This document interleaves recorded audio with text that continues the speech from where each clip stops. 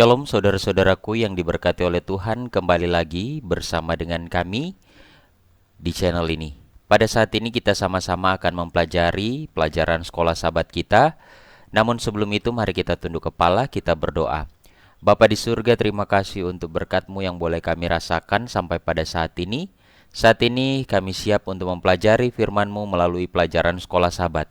Kiranya Engkau menuntun kami, memberkati kami. Di dalam nama Yesus Kristus, kami sudah berdoa dan mengucap syukur. Amin. Judul pelajaran sekolah sahabat kita, pelajaran yang kelima di tanggal 2 November 2024 adalah Kesaksian Orang Samaria.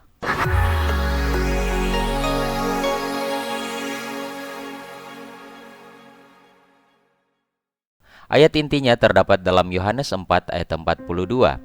Dan mereka berkata kepada perempuan itu, "Kami percaya, tetapi bukan lagi karena apa yang kau katakan, sebab kami sendiri telah mendengar dia dan kami tahu bahwa dialah benar-benar juru selamat dunia." Saudara-saudaraku yang diberkati oleh Tuhan, bagi Yesus tidak ada penghalang yang memisahkan manusia. Kita semua setara di hadapannya. Ketika ia hidup di antara kita, ia harus menghadapi hambatan yang ada dan menghancurkannya. Bagaimana ia melakukannya? Bagaimana ia membawa keselamatan kepada mereka yang tidak seorang pun bersedia menawarkannya? Ia harus melintasi Samaria dalam Yohanes 4 ayat 4. Apa perlunya Yesus melakukan ini jika ia dapat mengambil rute di sebelah timur sungai Yordan? Ia perlu melakukan percakapan pribadi dengan seseorang yang istimewa. Kita akan belajar pada pelajaran kita, yaitu mengenai orang Yahudi dan orang Samaria, di mana ada kisah orang Samaria dalam Yohanes pasal 4, kemudian wanita Samaria dan orang Yahudi yang haus, dan kemudian orang Samaria menerima juru selamat, haus akan air hidup, menemukan juru selamat, memberitakan juru selamat. Kita pelajari pelajaran kita, orang Yahudi dan orang Samaria. Mari kita lihat kisah orang Samaria. Siapakah orang Samaria itu? Pada tahun 926 sebelum Masehi, 10 dari 12 suku Israel memberontak terhadap putra Salomo, Rehabeam, dan mendirikan kerajaan utara atau Israel. 1 Raja-Raja 12 ayat 1 dan ayat 16 sampai 17. Dan pada tahun 875 sebelum Masehi, Omri memindahkan ibu kota Israel ke Samaria dalam 1 Raja-Raja pasal 16. Dan di tahun 732 sebelum Masehi, Tiglat-Pileser yang ketiga mendeportasi sebagian penduduk dan menjadikan Hosea sebagai raja boneka Israel. Di tahun 722 sebelum Masehi, Sargon II akhirnya menaklukkan Samaria dan mendeportasi sebagian besar penduduknya dalam 2 Raja-Raja pasal 17. Dan kurang lebih di tahun 721 sebelum Masehi, mereka mengisi kembali Samaria dengan orang-orang buangan dari negara lain. 2 Raja-Raja 17 ayat 24. Kurang lebih di tahun 720 sebelum Masehi, beberapa imam, bukan orang Lewi, dibawa ke Samaria untuk menjelaskan agama kepada penduduk baru. Dan di tahun 557 sebelum Masehi, orang Samaria secara licik menawarkan bantuan untuk membangun kembali bait suci di Yerusalem, tetapi ditolak dalam Esra 4 ayat 1-3. Dan permusuhan pun menyebar. Kurang lebih di tahun 430 sebelum Masehi, Nehemia mengusir Manasye dari jabatan imam, dan ayah mertuanya Sanbalat membangun sebuah kuil untuknya di Samaria, di Gunung Gerizim. Nehemia 13 ayat 28. Dan di tahun 128 sebelum Masehi, John Hyrcanus, etnark Yudea, menghancurkan kuil Samaria. Jadi inilah sebagian dari kisah yang terjadi mengenai siapakah orang Samaria. Kisah orang Samaria dalam Yohanes 4 ayat 4, ia harus melintasi daerah Samaria. Untuk menghindari ketegangan antara pengikut Yohanes dan pengikutnya, Yesus memutuskan untuk pergi dari Yudea ke Galilea melewati wilayah Samaria. Yohanes 4 ayat 1-4. Dalam perjalanan, ia berhenti sekitar 1 mil dari Sikar, tempat Yakub membeli sebidang tanah dan memberikannya sebagai warisan kepada Yusuf dalam Yohanes pasal 4 ayat 5. Dan dalam Kejadian 33 ayat 18-19 dan di dalam Yosua 24 ayat 32. Sesampainya di sana, Yesus duduk di dekat sumur Yakub. Saat itu tengah hari, waktu terpanas dalam sehari. Yohanes 4 ayat 6. Ketika para murid pergi membeli makanan, seorang perempuan Samaria datang ke sumur untuk mengambil air. Pada tengah hari di cuaca paling panas, ia bersembunyi dari yang lain. Ia tidak ingin terlihat atau bergaul dengan perempuan-perempuan lain yang pagi-pagi sekali atau saat senja pergi untuk mengambil air.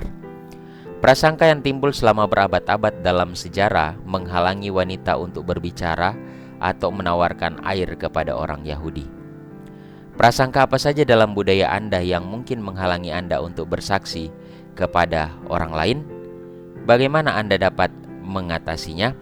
Di saudara-saudaraku, kisah dari orang Samaria, terlebih khusus seorang wanita yang berada di sumur, kisah di mana Yesus bertemu dengan dia, membuktikan bahwa dia rindu juga orang lain ini boleh mengenal akan kebenaran. Karena pada saat itu, orang-orang sering berprasangka buruk, bahkan para orang Samaria selalu dikucilkan oleh orang-orang Yahudi. Bahkan untuk berbicara atau menawarkan air pun itu tidak bisa. Jadi mereka ini sangat ketat.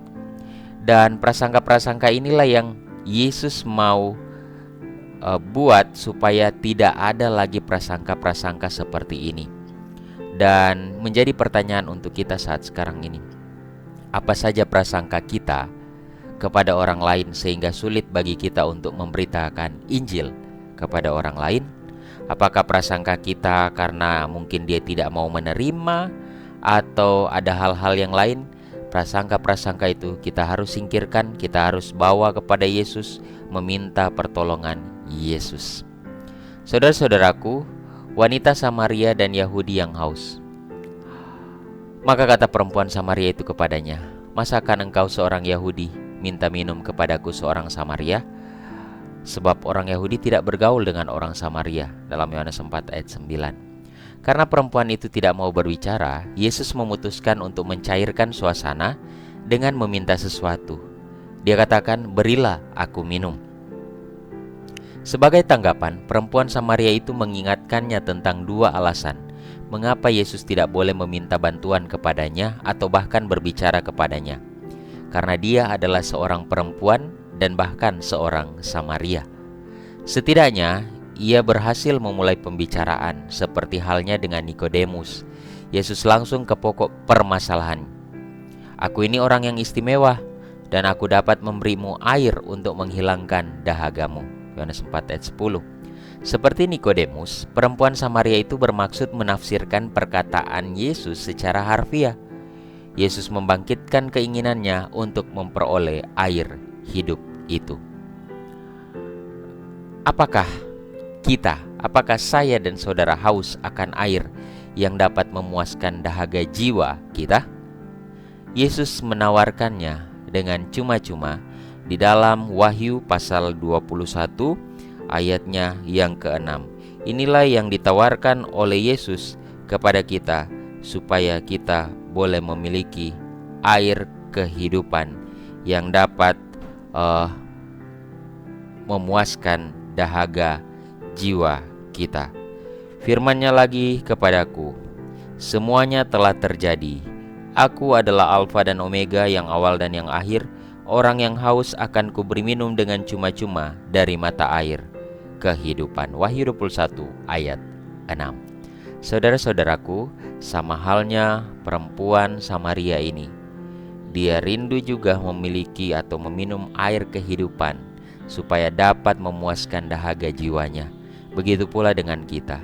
Kita merindukan air kehidupan yang dapat memuaskan dahaga kita, bahkan dapat menuntun hidup kita untuk terus berada di dalam kebenaran. Dan air itu diberikan oleh Tuhan sendiri. Orang Samaria menerima Sang Juru Selamat. Haus akan air hidup, dalam Yohanes 4 ayat 15. Kata perempuan itu kepadanya, "Tuhan, berikanlah aku air itu, supaya aku tidak haus dan tidak usah datang lagi ke sini untuk menimba air." Mari kita tinjau kesamaan antara Nikodemus dan wanita Samaria. Nikodemus, dia bersembunyi di malam hari. Dia menafsirkan kelahiran baru secara harfiah. Yesus menunjukkan kebenaran rohani. Bagaimana dengan wanita ini? Wanita Samaria ini, dia bersembunyi di siang hari. Kemudian, dia mengartikan air kehidupan secara harfiah. Dan Yesus menuntunnya mengetahui lebih banyak. Ketika Yesus menarik perhatian wanita itu, ia tidak langsung menjawab permintaannya. Jika wanita itu menginginkan air hidup, ia harus datang bersama suaminya. Yohanes 4 ayat 16. Tiba-tiba, semua dosanya terlintas di pikirannya. Bagaimana reaksi kita saat Tuhan menegur kita dengan dosa kita? Apakah kita menghindari situasi tersebut? Atau kita menyerahkan hal itu kepadanya untuk diampuni? Saudara-saudaraku, inilah yang terjadi dengan seorang wanita ini. Ketika Yesus menanyakan datang bersama suaminya, dia langsung mengingat setiap kesalahan-kesalahannya. Saudara-saudaraku, menjadi pelajaran untuk kita. Ketika kita ditegur oleh firman Tuhan, apakah kita berusaha untuk menghindarinya? Apakah reaksi kita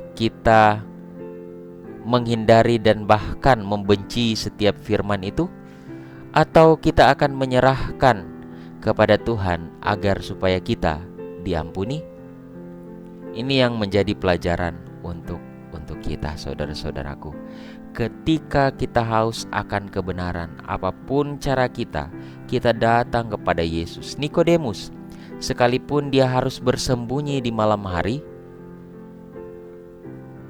Yesus ketika dia bertemu dengan Nikodemus, Yesus memberikan petunjuk kebenaran itu. Seorang wanita Samaria pun, sekalipun dia harus bersembunyi dari orang-orang yang mungkin akan mengejek dia, tetapi pada akhirnya dia merindukan agar dia dapat dituntun kepada kehidupan itu, kepada sumber air kehidupan, dan Yesus menuntunnya mengetahui lebih banyak. Bahkan dia mau menyerahkan semua kesalahan dia kepada Tuhan agar dia dapat diampuni.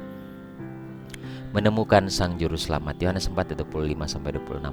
Jawab perempuan itu kepadanya, "Aku tahu bahwa Mesias akan datang yang disebut juga Kristus. Apabila ia datang, ia akan memberitakan segala sesuatu kepada kami." Kata Yesus kepadanya, "Akulah dia yang sedang berkata-kata dengan engkau." Reaksi pertama adalah penyangkalan, "Aku tidak mempunyai suami." Namun Yesus menunjukkan kepadanya bahwa ia mengetahui kehidupan intimnya. Mendengar itu, perempuan itu mengenalinya sebagai seorang nabi. Untuk kedua kalinya, perempuan itu berusaha menghindari referensi apapun terhadap dosanya, yang membawa Yesus ke dalam pertikaian teologis tentang apakah mereka harus beribadah di bait suci di Yerusalem atau di reruntuhan bait suci di Gunung Gerizim. Dengan sabar, Yesus menjawab pertanyaannya dan membimbingnya untuk memutuskan menjadi penyembah Allah yang sejati. Sekarang, perempuan Samaria itu meminta Yesus memberikan klarifikasi yang mengungkapkan pikirannya. Apakah dia seorang nabi atau Mesias yang diharapkan? Dialah satu-satunya perempuan yang mendengar Yesus menyatakan dirinya Kristus, Mesias yang diharapkan. Saudara-saudaraku, bagaimana kita menemukan Kristus dan menerima Dia sebagai juru selamat kita?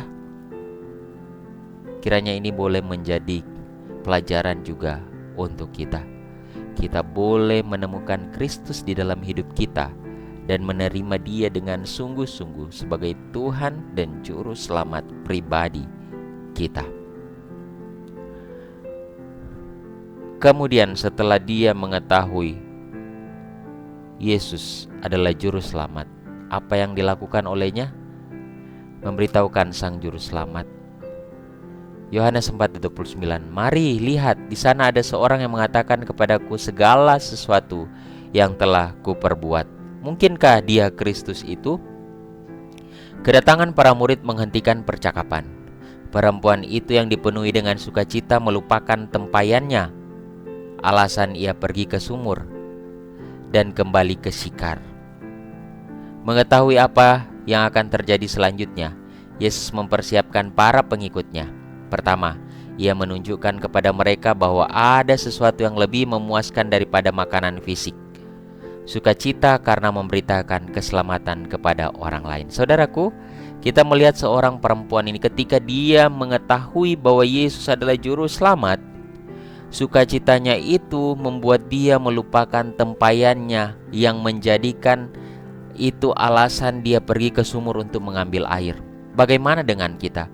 Apakah ketika kita menemukan Yesus Kristus sebagai juru selamat pribadi kita akan melupakan segala sesuatu yang mungkin selama ini kita usahakan untuk penuhi, untuk kita cari yang hanya untuk sementara?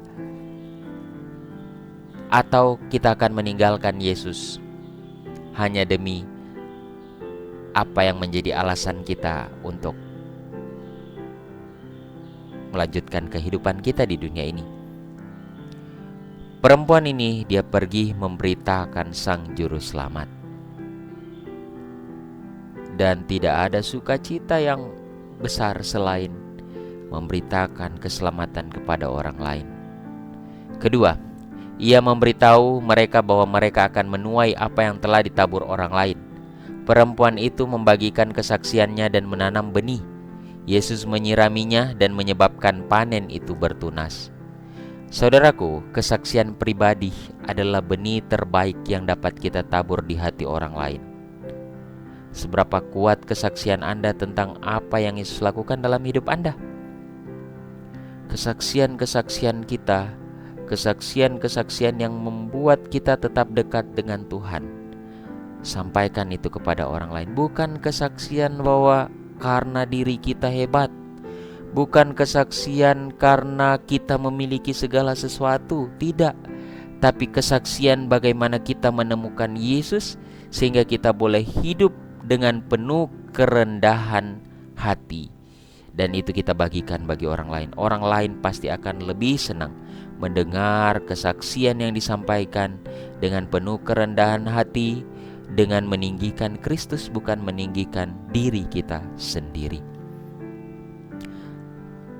Satu kutipan dalam Kerinduan Segala Zaman dikatakan begini: begitu ia menemukan juru selamat, perempuan Samaria itu membawa orang lain kepada Yesus. Ia membuktikan dirinya sebagai misionaris yang lebih efektif daripada murid-murid Yesus sendiri.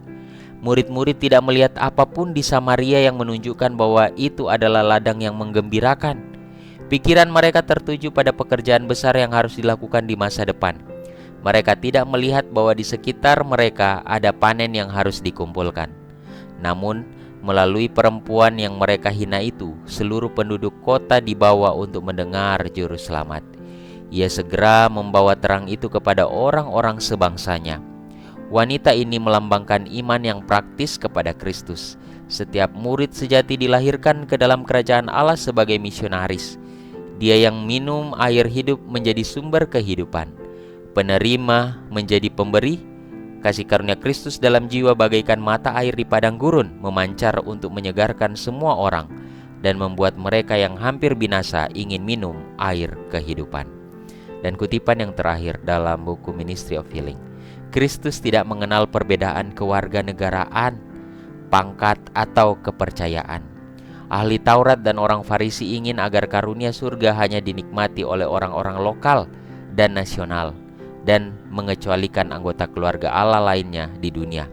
Namun Kristus datang untuk merobohkan setiap tembok pemisah. Ia datang untuk menunjukkan bahwa karunia belas kasihan dan kasih-Nya tidak terbatas seperti udara, cahaya, atau hujan yang menyegarkan bumi. Kehidupan Kristus membangun sebuah agama yang tidak mengenal kasta, sebuah agama yang menghubungkan orang Yahudi dan non-Yahudi, baik yang merdeka maupun yang terikat, dalam persaudaraan yang sama, setara di hadapan Tuhan. Yang menarik hatinya adalah jiwa yang haus akan air kehidupan. Saudara-saudaraku, kiranya lewat pelajaran sekolah sahabat yang sederhana ini boleh dapat menguatkan iman kita untuk bertumbuh di dalam Tuhan, untuk hidup di dalam Tuhan, membagikan kebenaran Tuhan ketika kita telah menemukan Yesus sebagai juru selamat kita. Mari kita tunduk kepala, kita berdoa. Bapa kami yang di surga, terpujilah namamu. Terima kasih untuk berkat Tuhan yang boleh kami rasakan sampai pada saat ini. Pada saat ini Tuhan, kami bersyukur berterima kasih untuk pelajaran sekolah Sabat yang begitu indah. Kiranya ini dapat menguatkan hidup kami lebih dekat kepada Tuhan. Berkati para pemirsa dimanapun mereka berada Tuhan. Di dalam nama Yesus Kristus kami sudah berdoa dan mengucap syukur. Amin. Tuhan kiranya memberkati kita semua.